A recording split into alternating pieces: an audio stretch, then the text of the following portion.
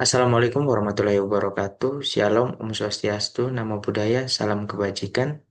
Sebelumnya perkenalkan nama saya Philip Sulaiman Muwa dari Offering Teknik Elektro C dengan NIM 250536619115. Pada kesempatan kali ini kita akan bersama-sama belajar mengenai dasar-dasar satuan.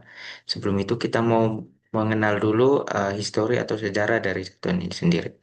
Nah, jadi teknik pengukuran itu sudah menjadi penting sejak awal peradaban manusia. Ketika pengukuran pertama kali dibutuhkan untuk mengatur transfer dalam perdagangan barter guna memastikan pertukaran yang adil.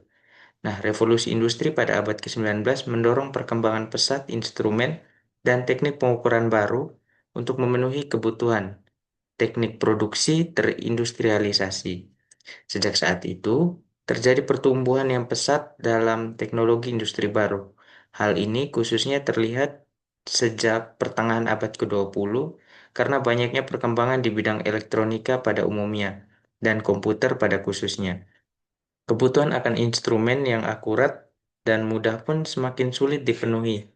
Cara paling hemat biaya untuk meningkatkan akurasi instrumen telah terbukti dalam banyak kasus adalah dengan mengintegrasikan daya komputasi digital ke dalam instrumen itu sendiri.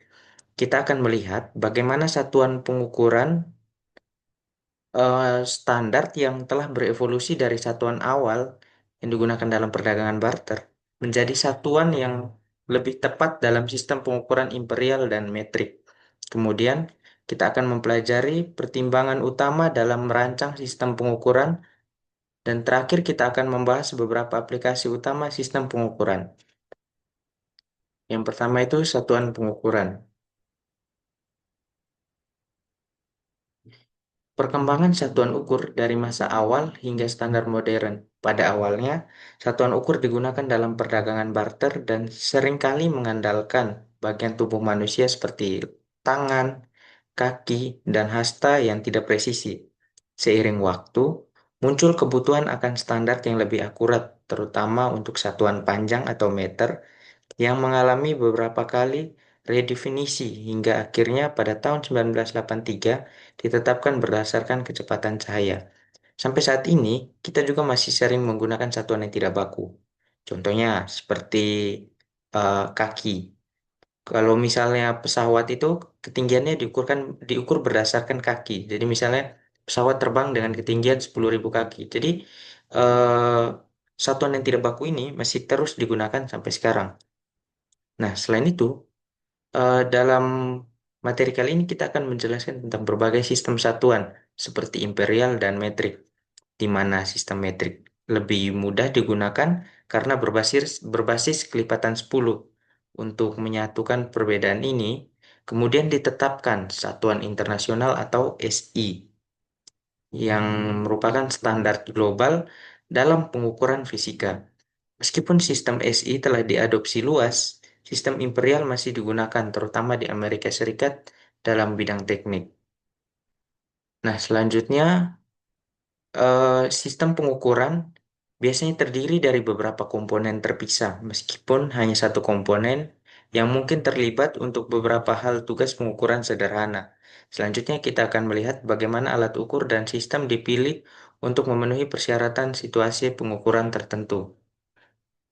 Nah, di sini kita bisa lihat ini merupakan tabel satuan SI dasar atau eh, standar internasional, di mana eh, sorry, di mana di sini ada panjang dengan satuan standarnya meter dan simbol M, massa dan satuan standar kilogram dan simbol Kg, arus listrik dengan satuan eh, ampere dan juga simbolnya A dan juga suhu dengan satuan Kelvin dan simbolnya K dan intensitas cahaya satuan standarnya lilin dan simbolnya kandela dan juga tidak lupa waktu dengan satuan standarnya second dan lambangnya S.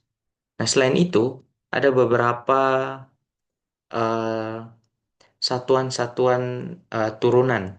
Jadi satuan turunan dari satuan standar atau satuan dasarnya. Di mana contohnya ada sudut bidang, ada sudut padat, ada daerah, ada volume, ada kecepatan, dan lain sebagainya yang sudah saya masukkan ke dalam tabel. Nanti misalnya teman-teman butuh atau teman-teman cari bisa dilihat di sini karena ada cukup banyak dan kita harus bisa pahami dan sebisa mungkin kita hafalkan agar nanti bisa memahami dan bisa mengetahui jika ditanyakan. Selanjutnya kita akan melihat instrumen pengukuran di mana instrumen pengukuran merupakan sistem berisi satu atau lebih elemen untuk mendeteksi dan mengolah suatu besaran fisika. Nah, elemen utama dari sistem adalah sensor yang merupakan komponen primer, yaitu komponen yang menghasilkan keluaran berdasarkan besaran ukur. Contohnya, termometer merkuri, termokopel, dan pengukur regangan. Nah, dalam beberapa kasus, sensor primer cukup untuk menjadi sistem pengukuran lengkap, tetapi seringkali diperlukan elemen tambahan. Sensor sekunder digunakan jika hasil sensor primer dipengaruhi oleh kondisi lingkungan dan berfungsi memberikan koreksi otomatis terutama pada sensor cerdas. Nah, selain yang sudah saya sebutkan tadi, elemen konversi dibutuhkan jika keluaran dari sensor primer dalam bentuk yang sulit diukur, seperti perubahan resistansi yang kemudian dikonversi menjadi bentuk yang lebih mudah diukur, seperti tegangan, gabungan antara sensor primer dan elemen konversi disebut transistor. Nah, di sini kita bisa lihat di mana di sini ada variabel ukur atau measurand dan di sini ada sensor. Terus kemudian di sini ada elemen konversi, terus melalui pemrosesan sinyal, terus pengukuran keluaran ke bawah menuju ke transmisi sinyal. eh, Kemudian diteruskan ke penggunaan pengukuran di titik terpencil. Selanjutnya akan keluar menjadi tampilan keluaran atau rekaman.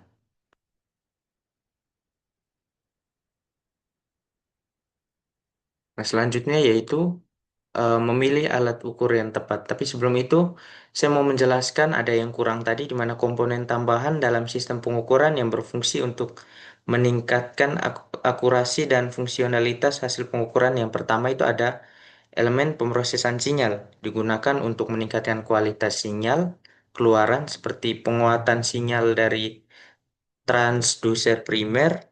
Contohnya yaitu penguat elektronik yang merupakan eh, digunakan saat sinyal sangat kecil, misalnya termokopel hanya menghasilkan beberapa milivolt.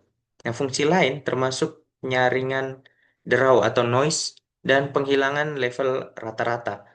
Nah, bila pemrosesan sinyal menyatu dengan transducer transducer, perangkat ini akan disebut pemancar atau transmitter. Yang kedua, ada elemen transmisi sinyal. Nah, digunakan saat lokasi pengukuran berjauhan dari lokasi penyajian data. Nah, umumnya memakai kabel atau tunggal multi-inti dan dilengkapi filter untuk mengurangi gangguan listrik. Nah, serat optik kini banyak digunakan karena minim kehilangan sinyal dan tahan gangguan medan listrik atau medan magnet.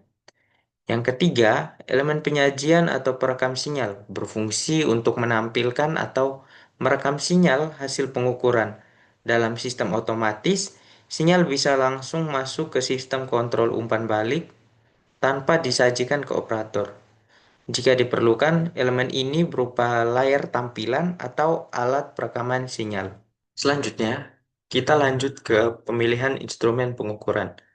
Nah, pemilihan instrumen pengukuran di pabrik manufaktur harus dimulai dengan menentukan spesifikasi yang dibutuhkan, seperti akurasi, resolusi, sensitivitas, dan kinerja dinamis. Kondisi lingkungan juga penting karena dapat membatasi pilihan atau memerlukan perlindungan tambahan yang mempengaruhi performa instrumen. Proses ini melibatkan pengetahuan ahli tentang sistem yang diukur serta evaluasi dari insinyur instrumen terhadap faktor akurasi biaya dan kesesuaian lingkungan.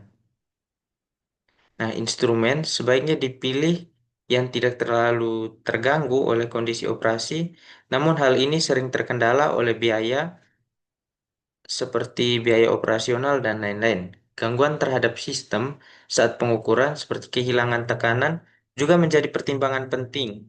Literatur dan buku teknis sangat membantu dalam memilih instrumen, tetapi insinyur juga perlu mengikuti perkembangan teknologi terbaru melalui jurnal ilmiah.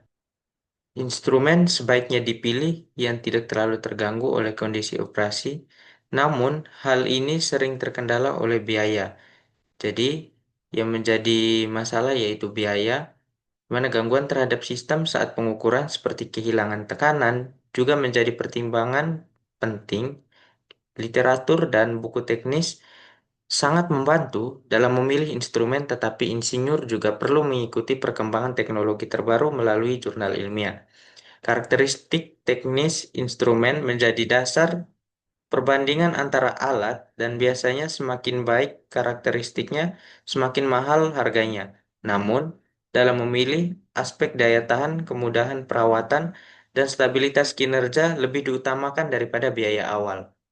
Biaya instrumen sangat berkaitan dengan kinerjanya, terutama karakteristik statis seperti akurasi dan resolusi. Peningkatan kualitas biayanya biasanya disertai dengan peningkatan biaya.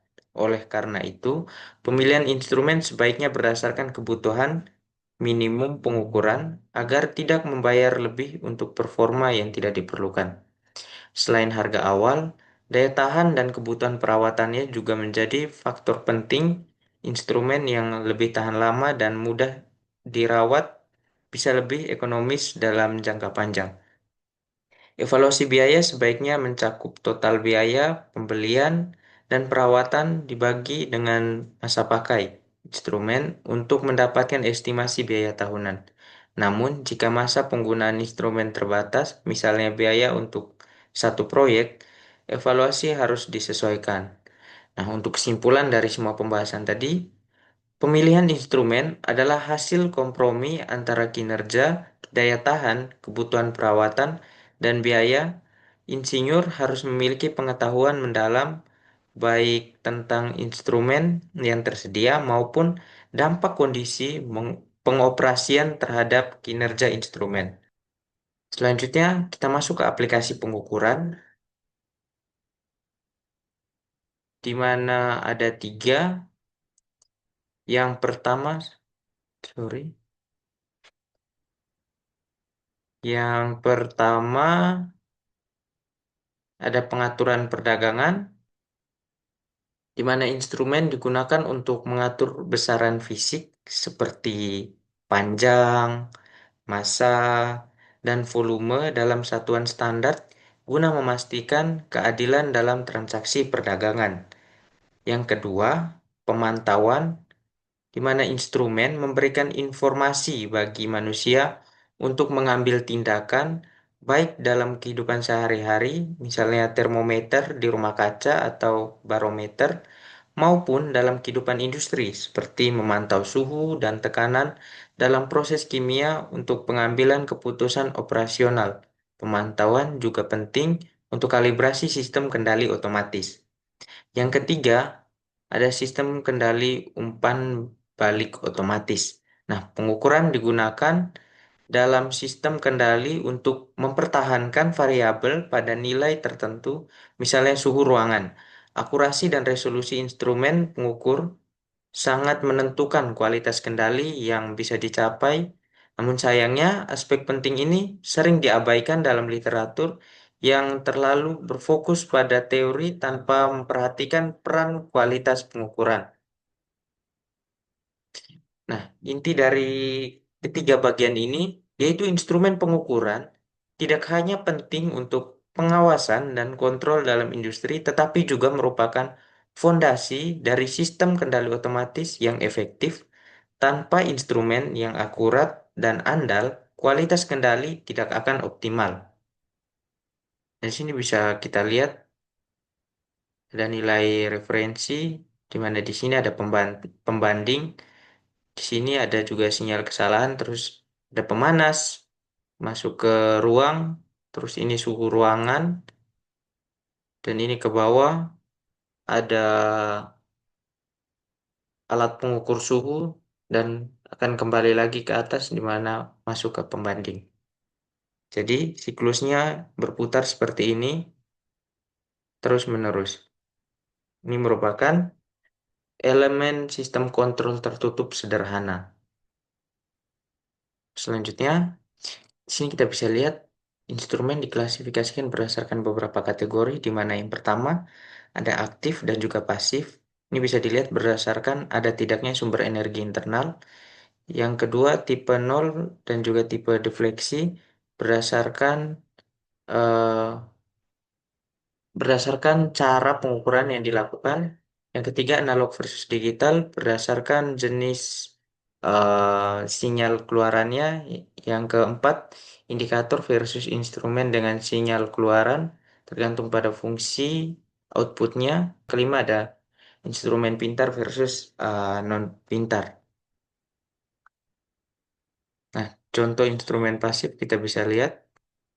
Nah, sekarang ini kita masuk ke instrumen aktif dan pasif. Seperti yang sudah saya jelaskan, ini merupakan instrumen pasif. Kita bisa lihat gambarnya. Nah, contoh instrumen pasif adalah alat pengukur tekanan yang ditunjukkan oleh gambar ini.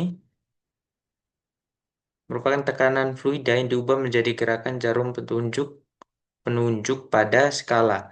Nah, instrumen pasif memperoleh seluruh energinya dari perubahan besaran yang diukur tanpa masukan energi eksternal seperti pada pengukuran tekanan yang digerakkan langsung oleh tekanan. Nah, sebaliknya, instrumen aktif membutuhkan sumber energi eksternal, biasanya listrik, tetapi bisa juga pneumatik atau hidrolik, seperti pada indikator level bahan bakar, tipe pelampung yang memodulasi tegangan dari sumber eksternal melalui potensiometer. Nah, perbedaan utama antara keduanya terletak pada resolusi pengukuran. Instrumen aktif umumnya mampu memberikan resolusi lebih tinggi dibandingkan instrumen pasif. Resolusi pengukuran pada instrumen pasif terbatas oleh desain fisik seperti panjang penunjuk yang memiliki batas praktis. Sebaliknya, instrumen aktif memungkinkan resolusi lebih tinggi karena dapat disesuaikan dengan besar energi eksternal yang diberikan. Namun, peningkatan ini juga dibatasi oleh faktor seperti efek pemanasan dan keamanan. Dari segi biaya, instrumen pasif lebih murah karena konstruksinya lebih sederhana. Oleh karena itu, pemilihan antara instrumen aktif dan pasif harus mempertimbangkan keseimbangan antara kebutuhan resolusi dan efisiensi biaya. Kita bisa lihat ini penunjuk atau jarumnya, ada skalanya, ada pistonnya, ada cairannya. Ya, ini merupakan contoh instrumen pasif. Selanjutnya, kita mau lihat contoh instrumen aktif, di mana di sini ada output sinyal, ada power source, ada float, dan pivot. Selanjutnya kita masuk ke instrumen tipe 0 dan tipe defleksi. Pengukuran tekanan tipe defleksi menampilkan hasil melalui pergerakan jarum, sedangkan tipe 0 atau seperti pengukur bobot mati mengukur tekanan dengan menyeimbangkan gaya menggunakan pemberat hingga mencapai posisi acuan. Dari segi akurasi, tipe 0 lebih unggul karena kalibrasi beban lebih mudah dan akurat dibandingkan kalibrasi pegas pada tipe defleksi. Namun, tipe defleksi lebih praktis untuk penggunaan sehari-hari karena lebih mudah dibaca, sementara tipe 0 lebih cocok untuk kalibrasi karena akurasinya meskipun penggunaannya lebih rumit dan jarang dilakukan. Nah, kita bisa lihat Gambar ini merupakan instrumen tipe nol, di mana kita bisa lihat tadi penjelasan dari instrumen tipe nol, yaitu mengukur tekanan dengan menyeimbangkan gaya menggunakan pemberat, di mana ini merupakan beratnya di sini dan di sini ada piston. Kita bisa lihat dari gambar ini merupakan contoh dari alat pengukur tekanan dari yang tipenya tipe nol. Nah, selanjutnya kita akan lanjut ke instrumen analog dan digital. Nah, instrumen analog menghasilkan keluaran yang berubah secara kontinu sesuai perubahan kuantitas yang diukur, seperti pergerakan halus jarum pada pengukur tekanan. Namun, keterbacaan oleh mata manusia terbatas pada pembagian skala. Sebaliknya, untuk instrumen digital menghasilkan keluaran dalam langkah-langkah diskrit dan hanya mampu menunjukkan nilai terbatas seperti menghitung putaran yang hanya menghitung putaran penuh. Perbedaan ini menjadi penting dalam sistem kontrol otomatis berbasis mikrokomputer karena komputer hanya bekerja dalam format digital. Instrumen digital dapat langsung terhubung ke komputer, sedangkan instrumen analog memerlukan konverter analog ke digital yang menambahkan biaya, memperlambat proses, dan dapat menurunkan akurasi pengendalian, terutama dalam sistem yang membutuhkan respons cepat. Nah, di sini kita bisa lihat pada gambar tersebut merupakan contoh instrumen digital. Sebuah cam terpasang pada benda putar yang gerakannya sedang diukur. Dan pada setiap putaran, cam membuka dan menutup saklar. Operasi pengalihan dihitung oleh penghitungan elektronik. Sistem ini hanya dapat menghitung putaran penuh dan tidak dapat membedakan gerakan apapun yang kurang dari satu putaran penuh. Selanjutnya, kita akan bahas alat petunjuk dan alat dengan keluaran sinyal. Instrumen dapat dibagi menjadi dua jenis. Kita lihat, yang pertama indikator. Indikator yang hanya memberikan tampilan visual atau audio dari kuantitas fisik yang diukur. Contohnya adalah termometer kaca atau analog dan timbangan kamar mandi atau analog maupun digital. Dan indikator memerlukan intervensi manusia untuk membaca hasil, dan ini rawan kesalahan, terutama pada tampilan analog. Dan yang kedua, itu ada instrumen dengan keluaran sinyal, yang menghasilkan sinyal proporsional terhadap kuantitas yang diukur, seperti tegangan atau arus listrik. Instrumen ini biasa digunakan dalam sistem kendali otomatis atau pengukuran terotomatisasi dan tidak memerlukan pembacaan manual. Selanjutnya kita lihat instrumen pintar dan non-pintar. Bisa kita lihat sini dengan munculnya mikroprosesor telah menciptakan pembagian baru dalam instrumen antara yang menggunakan mikroprosesor pintar dan yang tidak. Nah, selanjutnya kita lihat karakteristik statis. Karakteristik statis. Nah, di sini tingkat akurasi instrumen harus disesuaikan dengan kebutuhan aplikasi. Untuk keperluan sehari-hari seperti mengetahui suhu ruangan, ketidakakuratan yang kurang lebih 0,5 derajat Celcius masih dapat diterima. Namun, dalam proses industri seperti reaksi kimia, akurasi lebih tinggi sangat diperlukan karena sedikit perbedaan suhu bisa berdampak besar. Akurasi, sensitivitas, linearitas, dan respons terhadap lingkungan termasuk dalam karakteristik statis instrumen yang dicantumkan dalam lembar data dan berlaku hanya dalam kondisi kalibrasi standar. Ketidak Ketidakakuratan atau ketidakpastian pengukuran lebih sering digunakan daripada akurasi. Biasanya dinyatakan sebagai persentase dari skala penuh. Ini kita bisa lihat contoh. Pengukur tekanan dengan rentang pengukuran 0E10 bar memiliki ketidakakuratan yang dikutip sebesar 1,0% dari pembacaan skala penuh. Berapa kesalahan pengukuran maksimum yang diharapkan untuk instrumen ini? Itu untuk A dan B, berapa kemungkinan kesalahan pengukuran yang dinyatakan sebagai persentase dari pembacaan keluaran jika pengukuran tekanan ini mengukur tekanan 1 bar. Nah, di sini ada jawabannya di mana kesalahan maksimum yang diharapkan dalam setiap pembacaan pengukuran adalah 1,0% dari pembacaan skala penuh, yaitu 10 bar untuk instrumen khusus ini. Oleh karena itu, kesalahan maksimum yang terjadi adalah 1,0% 10 bar seperempat 0,1 bar. Dan yang ke B, kesalahan pengukuran maksimum adalah nilai konstan yang terkait dengan pembacaan skala penuh instrumen terlepas dari besarnya kuantitas yang sebenarnya diukur oleh instrumen tersebut. Dalam hal ini, seperti yang telah dihitung sebelumnya, besarnya kesalahan adalah 0,1 bar.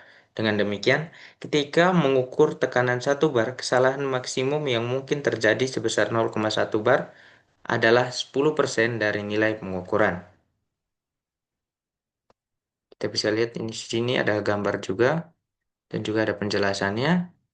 Oh ya, sebelumnya masih ada penjelasan lanjutan di mana presisi menunjukkan sejauh mana hasil pengukuran konsisten atau bebas dari kesalahan acak. Namun presisi tinggi tidak selalu berarti akurat, karena bisa saja ada bias yang menyebabkan penyimpangan meskipun hasilnya konsisten. Bias ini bisa diperbaiki dengan kalibrasi ulang. Pengulangan dari reprodusibilitas sama-sama menggambarkan konsistensi hasil, tetapi dalam konteks berbeda. Pengulangan yaitu pengukuran dilakukan dalam kondisi yang sama sepenuhnya, sedangkan reprodusibilitas pengukuran dilakukan dalam kondisi yang bervariasi. Alat pengamat, waktu, lokasi yang berbeda. Keduanya mengukur sebaran hasil untuk memasukkan yang sama atau untuk masukan yang sama. Nah, pemilihan instrumen harus disesuaikan dengan rentang nilai yang akan diukur agar akurasi tetap tinggi dan juga presisinya menunjukkan konsistensi hasil, namun tidak selalu menjamin akurasi karena bisa dipengaruhi oleh bias yang dapat diperbaiki melalui kalibrasi. Pengulangan adalah konsistensi pengukuran dalam kondisi yang sama, sedangkan reprodusibilitas adalah konsistensi dalam kondisi yang berbeda. Keduanya mengukur sebaran hasil dari masukan yang sama. Nah, di sini kita bisa lihat gambar yang tadi sudah saya tunjukkan, di mana ada tiga, presisi rendah, akurasi rendah, presisi tinggi, akurasi rendah, dan presisi tinggi, akurasi tinggi. Nah, tingkat pengulangan atau reprodusibilitas menunjukkan presisi suatu instrumen. Contohnya dalam uji 3 robot industri. Robot satu presisi dan akurasi rendah. Hasil menyebar dan jauh dari target. Robot yang kedua presisi tinggi tapi akurasi rendah. Hasil konsisten namun meleset dari target. Dan yang ketiga presisi dan akurasi tinggi, hasil konsisten dan tepat di target. Ilustrasi ini menunjukkan bahwa presisi tidak selalu berarti akurasi. Selanjutnya kita akan membahas karakteristik dinamis. Kita bisa lihat dari isi di dalam ini. Kita akan bahas bersama-sama. Karakteristik statis alat ukur berkaitan dengan pembacaan dalam kondisi tetap atau steady state, seperti akurasi. Sedangkan karakteristik dinamis menggambarkan respons alat antara satu kuantitas berubah hingga output stabil.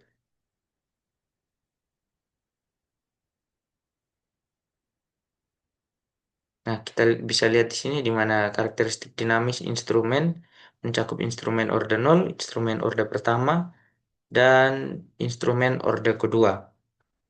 Kita bahas sama-sama dan kita bisa belajar sama-sama, di mana instrumen orde 0, kemudian langsung berubah mengikuti input tanpa jeda. Contohnya itu potensiometer.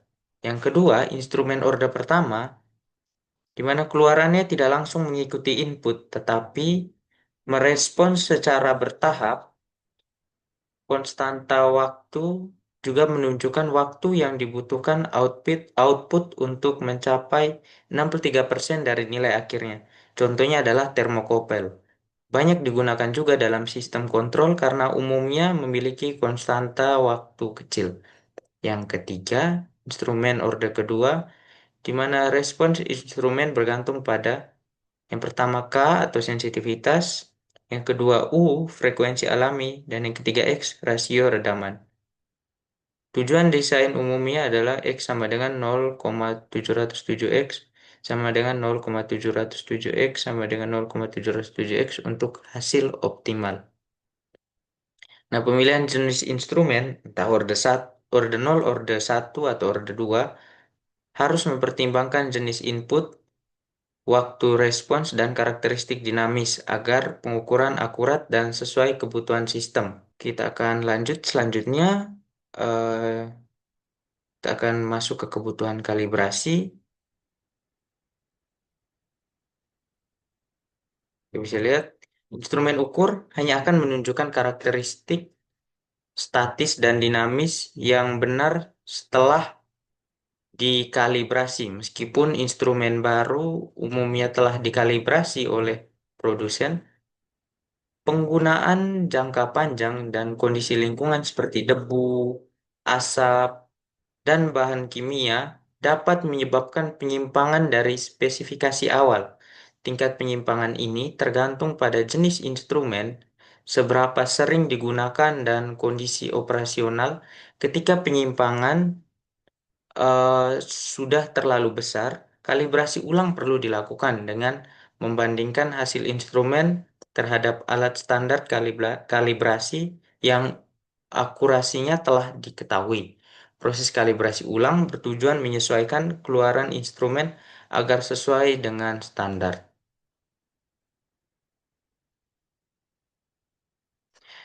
Sekian presentasi dari saya. Apabila ada kesalahan kata atau mungkin kurang jelas, saya mohon maaf. Dan sekian dari saya pamit. Terima kasih sudah menyaksikan.